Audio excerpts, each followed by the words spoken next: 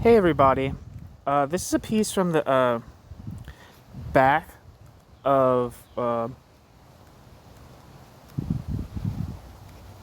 the No Vons in the Crossfire: Adventures of a Vietnamese Revolutionary.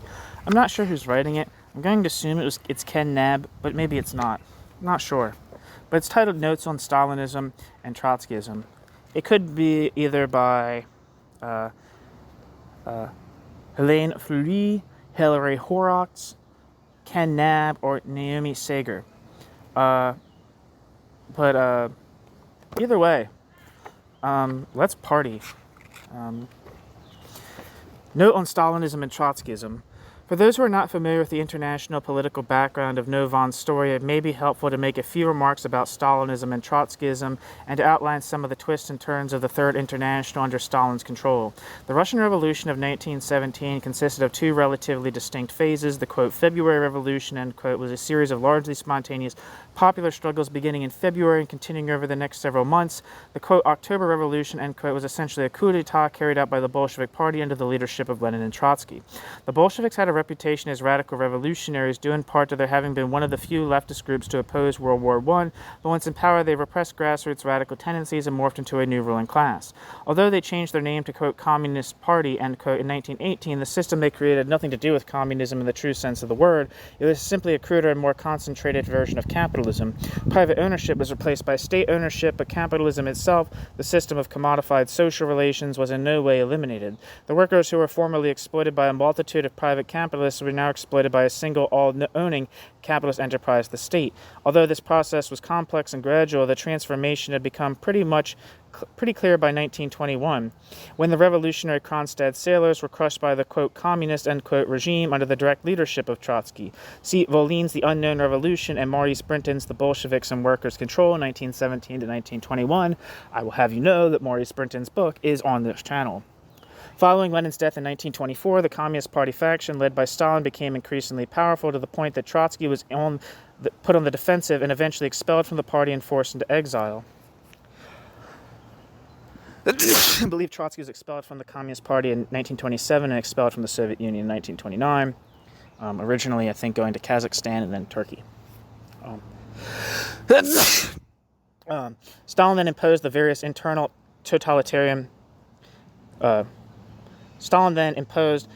internal totalitarian developments, which will not be discussed here since they are generally well known: police-state dictatorship, forced collectivization, gulag labor camps, show trials, etc.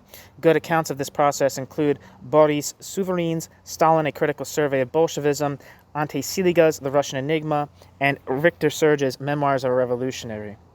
What was I going to say? I have pieces by Boris Souvarin on this channel, Ante Siliga on this channel. I have a piece about Ante Siliga on this channel as well. I don't think I have anything from Victor Serge, which is a very, very unfortunate. Yeah. The Stalinist regime also exerted a malignant influence on radical movements in other countries all over the world. The Third International, aka the Communist International, or Comintern, had been formed in Moscow in 1919 to unite revolutionary communist parties around the world after most of the socialist parties of the Second International had betrayed their socialist and internationalist principles by rallying to their respective governments during World War I. Under Stalin's control, the Comintern became increasingly concentrated on the goal of defending Stalin's regime at all costs. To this end, over the next 2 decades, it imposed a succession of zigzagging policies on the subservient communist parties in other countries, most of which worked out disastrously. Following some, quote, adventurous, end quote, debacle in the early 1920s, Germany 1923, Estonia 1924, etc., the Comintern shifted to a defensive policy of compromises and alliances with various bourgeois forces around the world. The most dramatic failure of this policy was in China, 1925 to 27, at the very moment when the radical workers were attaining significant victories in the major cities of China. Stalin insisted that the Communist Party subordinate the Communist Party self to the Kuomintang and the Nationalist Party led by General Chiang Kai-shek.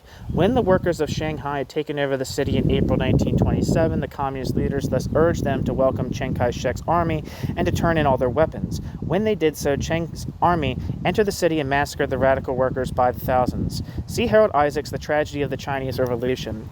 This catastrophic result of Stalin's policy, which Trotsky had accurately predicted and sought to prevent, was undoubtedly an important factor in accounting for the readiness of Vietnamese radicals to rally to Trotsky's positions in the following years. I don't think I have. I should reread it just to put it on the channel so I can personally re-listen to it myself. I try to re-listen to a lot of the things I put up on here.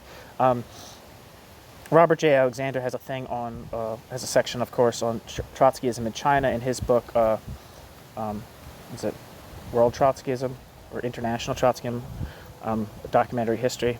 Anyway, what I was going to say, though, was that I also have a piece by Gregor Benton on here about the Bolshevization of the Chinese Communist Party. And I really recommend tremendously for people interested in East Asian revolutionary history from a... I would really recommend checking out the work of Gregor Benton. There's a piece... there's two things from him. There's one from him on historical materialism called Mao Zedong Thought. About the book Mao Zedong Thought was a collection of articles by Wang Fanxi, which has an interview with him on there. Is it... Maybe Promise Lee's on there? I'm not sure, but he's on there. And then there's another one that's just about Chinese Trotskyists in general by Gregor Benton, and it is stupendous. I would really recommend that. Learning about international Trotskyism is extremely important if people want to learn to have a critical perspective, whether or not one becomes a Trotskyist. I, for myself, am not a Trotskyist, but I think learning about Trotskyism is tremendously important if we're trying to have like an account of the 20th century from a consistently democratic, revolutionary, socialist perspective. Anyway, yeah, check that out. In 1928, Stalin imposed another policy change, arguing that after the initial post-World War II period of revolutionary upsurges, 1917 to 1923, and then the ebbing defensive period, 1924 to 1928, the international workers' movement had entered a new, quote, third period, end quote, in which radical revolutions were once again on the agenda. The primary enemy was now supposedly the socialist parties, which the Stalinists referred to as, quote, social fascists, end quote. Following this policy, the German Communist Party focused on attacking the German socialists while largely ignoring the Nazis, thereby helping pave the way for the Nazi seizure of power in 1933, which soon led to the destruction of both the socialists and communists in Germany. In 1935, the Communist Party line flipped to an opposite extreme. Now it was supposedly necessary to ally with the socialists, and in fact with just about anyone who wasn't outrightly fascist, including centrist and even conservative parties, to form a, quote, united front against fascism, end quote. This policy led to the victory of Popular Front governments in Spain and France in 1936, but the radical currents that had supported those fronts now found themselves compromised, their hands tied due to their alliances with more centrist forces. On the Spanish Popular Front, see Note 2. In France, the Popular Front government, pressured by a nationwide wave of strikes and factory occupations, passed some progressive legislation, 40-hour work week, paid vacations, right to strike, etc., but did nothing to eliminate French colonialism and scarcely anything even to improve conditions in the colonies beyond a few minor reforms that were mostly not implemented. This put the Vietnamese Stalinists in the awkward position of having to defend the French colonial regime that they had been fighting so desperately for so long. Then the Hitler-Stalin Pact of 1939 caused yet another zigzag. Now the focus was once again on the struggle against France, while the menace of fascism was playing down. Although Nazi Germany was on the verge of invading France, and Japan was on the verge although Nazi Germany was on the verge of invading France, and Japan was on the verge of invading Indochina. Then, when Hitler double-crossed Stalin by invading Russia in 1941, it was once again a, quote, war against fascism, end quote. The Vietnamese Stalinists thus once again found themselves allied with their French colonial masters, although the colonial regime in Indochina was pro-Vichy and thus more or less allied with the fascists.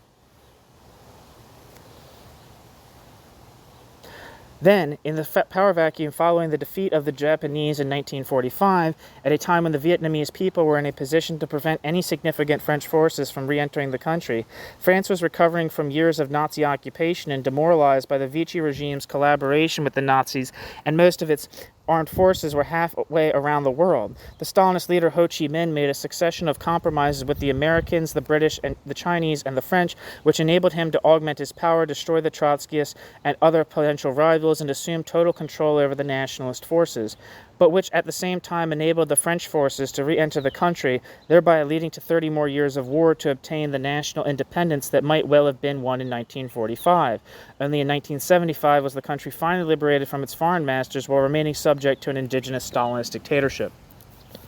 Most of these Stalinist policies had been sharply criticized by Trotsky. From around 1923 to 1934, Trotsky and his followers referred to themselves as the, quote, left opposition, end quote, meaning an opposition within the Russian Communist Party attempting to recapture power from the Stalinist faction so as to turn the party back into a revolutionary and internationalist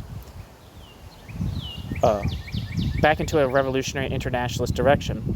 After being expelled from the Russian party in 1928, they turned their attention to communist parties in other countries and to the Third International. This strategy proved equally unsuccessful, as Trotskyist tendencies were systematically eliminated from the Stalin-dominated parties around the world. By 1933 or 1934, most Trotskyists had concluded that the Third International had gone hopelessly astray and that it was necessary to form a Fourth International. This took place in 1938, which is why some interim groups such as No Vaughn's League of Internationalist Communists referred to themselves as, quote, for the construction of the Fourth International, end quote. It would be far too tedious to discuss the complex differences among the numerous Trotskyist groups and tendencies from the 1930s to the present day.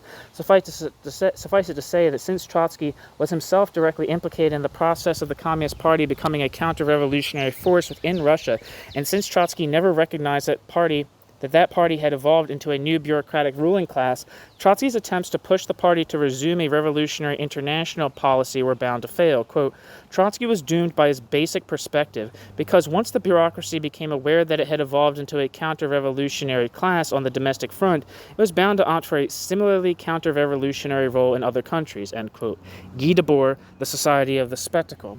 I just finished reading yesterday Anselm Yappa's Guy Debord book, the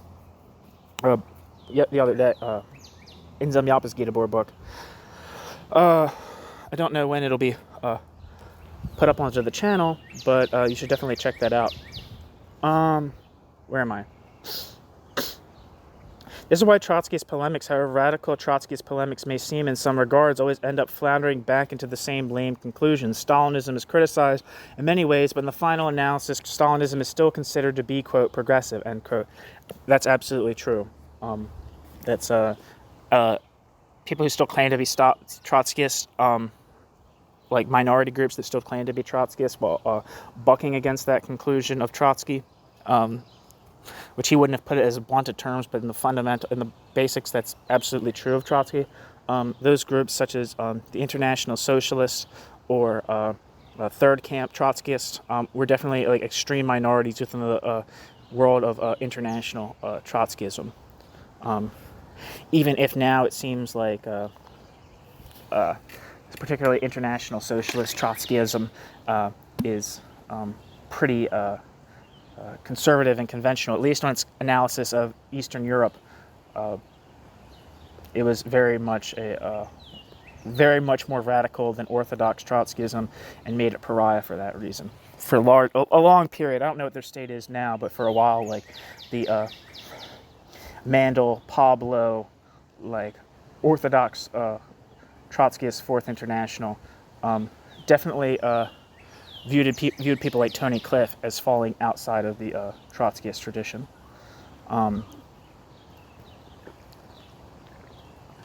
Yeah. And it seems like other people that were, I mean, maybe I'm wrong, I can't really say the full trajectory of the Third Camp Trotskyists, but it seemed like a lot of them became kind of like radical social democrats, which is one thing that happened to some of them. Like a lot of them became like pretty important in like, I think, Democratic Socialists of America. I'm not sure if Michael Harrington was a Third Camp Trotskyist at a point, but definitely people like Irving Howe were. And then the other thing I was thinking was, I think people like the more radical wing of third camp Trotskyism, which in my mind would be associated with like Hal Draper especially, seem to move somewhat away from Trotskyism. I'm not exactly sure about that. I could be talking about my ass. It seemed like they were definitely way more critical of vanguard parties than other Trotskyists were. I think like currently, I'm not exactly sure about this either, but like third camp Trotskyism, who's probably like most like clear representative today, would be Alliance for Workers' Liberty in the UK, which puts out brilliant analyses of a lot of things.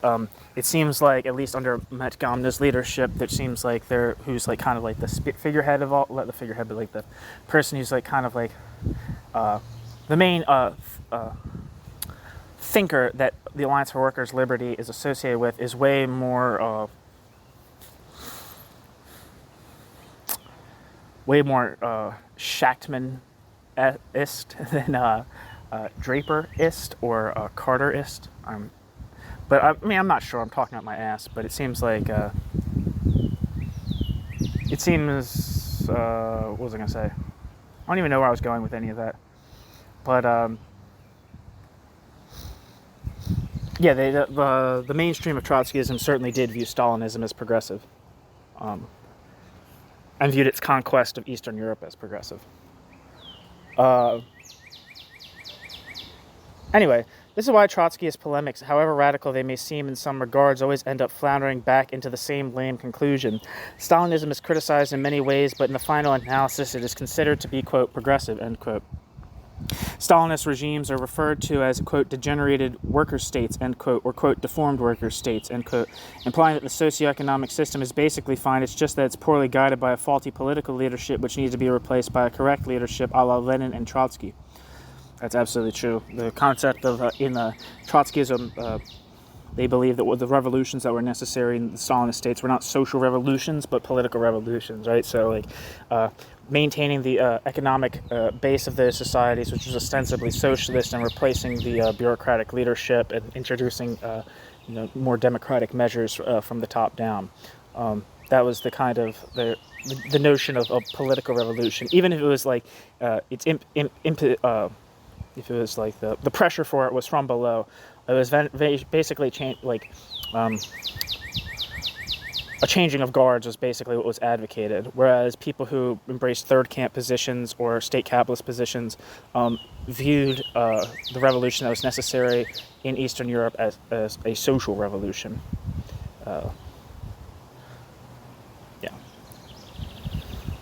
Trotskyists fail to recognize the origins of Stalinism and the earlier authoritarian practices of Lenin and Trotsky and in the hierarchical structure of the Bolshevik Party, which had already inaugurated the new state capitalist system well before Stalin came to power. It should be noted that none of these political tendencies have much connection with Marx, despite the fact that they all claim to be Marxist. One of the reasons that Novant appreciated Maximilien Rubel was his is that he convincingly showed how Leninism and Trotskyism, to say nothing of Stalinism, diverged significantly from Marx's actual views. While Marx had well-known differences with some of the anarchists of his time, his perspective was in reality much closer to anarchism to any of the varieties of state socialism. The prevalence of statist, quote, Marxism, end quote, during the last century has tended to drown out other currents of Marxism that are closer to Marx and to the more coherent strands of anarchism, such as Rosa Luxemburg, Anton Pannekoek, Karl Korsch, Socialissimo Barbarie, and the Situationist International.